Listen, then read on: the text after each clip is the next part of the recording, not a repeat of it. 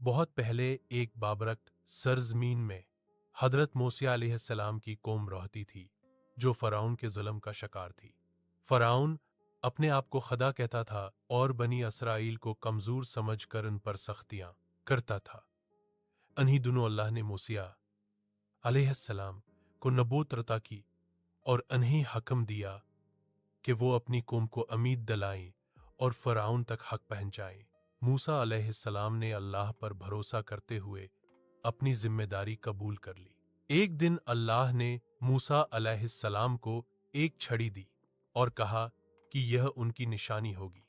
जब उन्होंने छड़ी जमीन पर फेंकी तो वह तुरंत एक बड़े अजगर में बदल गई।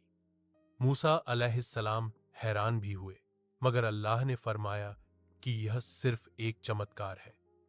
बाद में जब फिरौन के जादूगरों ने मुकाबला किया तो मूसा की छड़ी उनके तमाम जादू उसने उसे निगल लिया। इससे सभी को समझ आ गई कि मूसा अल्लाह के सच्चे नबी हैं, मगर फिरौन अपनी जिद पर कायम रहा। जब जुल्म हद से बढ़ गया तो अल्लाह ने मूसा अलैहिस्सलाम को हुक्म दिया कि अपनी कौम को लेकर मिस्र से निकल जाएं। वह रात के वक्त रवाना हुए और समंदर के किनारे पहुंचे।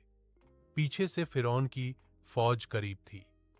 कौम घबरा गई, मगर मूसा अलैहिस्सलाम ने कहा, मेरा रब मेरे साथ है, वह जरूर कोई रास्ता बनाएगा।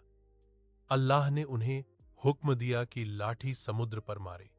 जैसे ही उन्होंने लाठी मारी, पानी दो तरफ दीवारों की तरह खुल गया और बीच में सूखा रास्ता बन गया। बनी इजराइल इस रास्ते से गुजरते हुए सुरक्षित हो गए।